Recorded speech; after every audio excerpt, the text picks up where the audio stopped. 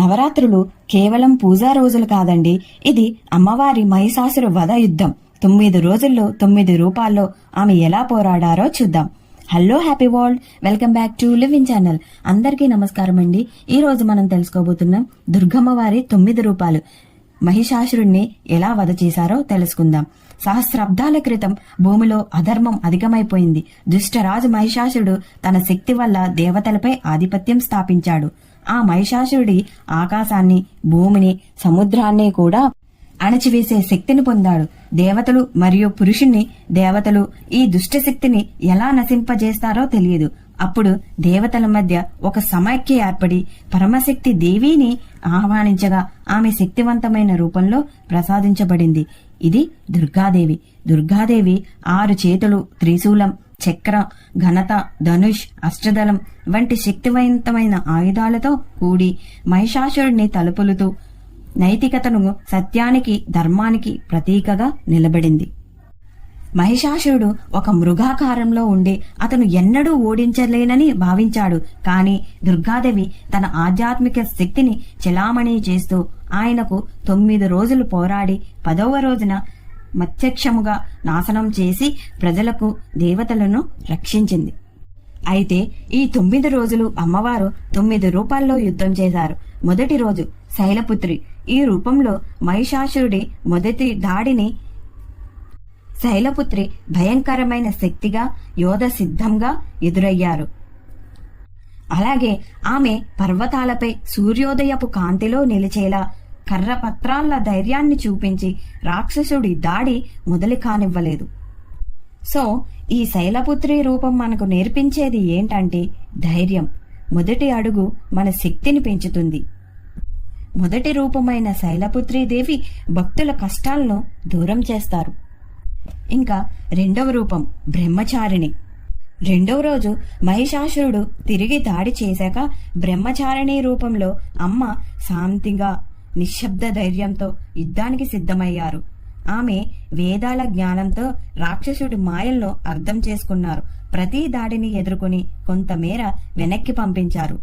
So ఇది మనకు నేర్పించేది ఏమిటంటే కష్టకాలంలో సహనం, జ్ఞానం ముఖ్యమని. రెండవ రోజు బ్రహ్మచారిణి రూపం అఖండ ధైర్యం, జ్ఞానం కలిగించే రూపం. ఇంకా ఇప్పుడు చంద్రగంట. మూడవ రోజు అమ్మ ఇప్పుడు చంద్రగంటగా మారి శత్రువు మీద దాడి ప్రారంభించారు. చేతిలోని ఆసని అర్ధరాత్రి ధ్వనితో మహిషాసురుని భయపెట్టారు. సో ఈ రూపం మనకి ఏం నేర్పిస్తుంది అంటే ధైర్యం మరియు సాహసం అవసరం. ఈ చంద్రగంట రూపం భక్తులకు శత్రువులపై విజయం, ధైర్యాన్ని ఇస్తుంది. 4వ రోజు కూష్మాండ. కూష్మాండ రూపంలో అమ్మవారి శక్తి ప్రకాశిస్తూ సమస్త విశ్వశక్తిని అనుసరించి మహిషాసురునితో యుద్ధం చేశారు. ఆమె లాంబో, అగ్ని మరియు వాయు శక్తులతో రాక్షసుని కదిలించలేని స్థితిలో ఉంచారు.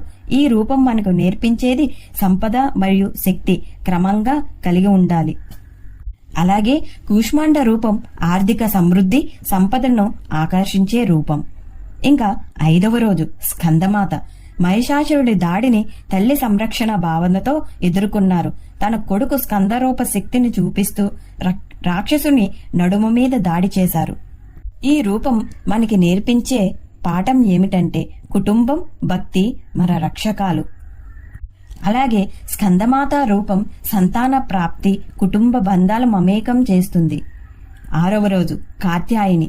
కాత్యాయని రూపంలో అమ్మవారు శక్తి శత్రువు ఎదుర్కోలేనంత ఉగ్రంగా మారింది.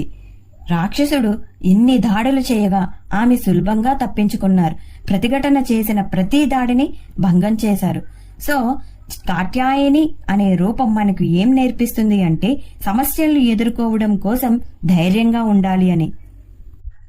అలాగే 6వ రోజు కాత్యాయన్ని సాహసానికి, విజయం కోసం పూజ చేస్తారు. 7వ రోజు కాళరాత్రి. రాత్రి రాక్షసులను ధ్వంసం చేసే రూపం. అంధకారంలో ఆమె భయాన్ని పాకమార్గం చేసి మహిషాసురుడి చతుర్ముఖాన్ని అశ్రులలో మునిగించారు. సో కాళరాత్రి రూపం మనకు నేర్పించేది మనలోని భయాలను, చెడును తొలగించాలి అని. అలాగే కాళరాత్రి అమ్మవారిని పూజించడం వల్ల నిరీక్షణలో నిలిచే శక్తి అశుభాన్ని తొలగిస్తుంది. 8వ రోజు మహాగౌరి. మహాగౌరి రూపంలో శాంతి మరియు పవిత్రతతో రాక్షసుణ్ణి శిక్షించారు. ఆమె శుభ్రత, శాంతి, శక్తితో మహిషాసురుడి దుర్మార్గాన్ని ధ్వంసం చేశారు. ఈ రూపం మనకు నేర్పించేది శాంతి మరియు పవిత్రత శక్తి వలన సమస్యలు తీరుతాయి.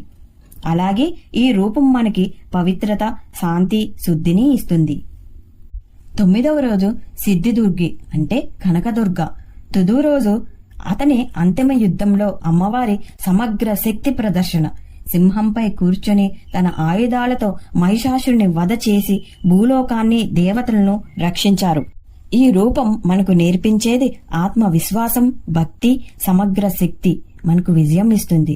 ఈ గొప్ప యుద్ధం వల్ల నవరాత్రులు ఉత్సవంగా పూజించబడతాయి. ప్రతిరోజు దేవి యొక్క వేరు వేరు రూపాన్ని పూజించడం ద్వారా మనలో ఆధ్యాత్మిక శక్తి, ధైర్యం, శాంతి, విజయం వస్తుందని నమ్ముతారు. ఈ పూజకు అనుగుణంగా మనం ఉపవాసం చేయడం, మంత్రపఠనం చేయడం, ఆరాధన చేయడం చేస్తాము. సో ఇలా 9 రోజులు 9 రూపాల్లో అమ్మవారిని ధైర్యం, భక్తి, శక్తి మనకు జీవితంలో విజయాన్ని నేర్పిస్తుంది. భక్తితో పూజించండి. అమ్మ శక్తి మీ జీవితంలోకి వస్తుంది. దుర్గామాతాకి జై.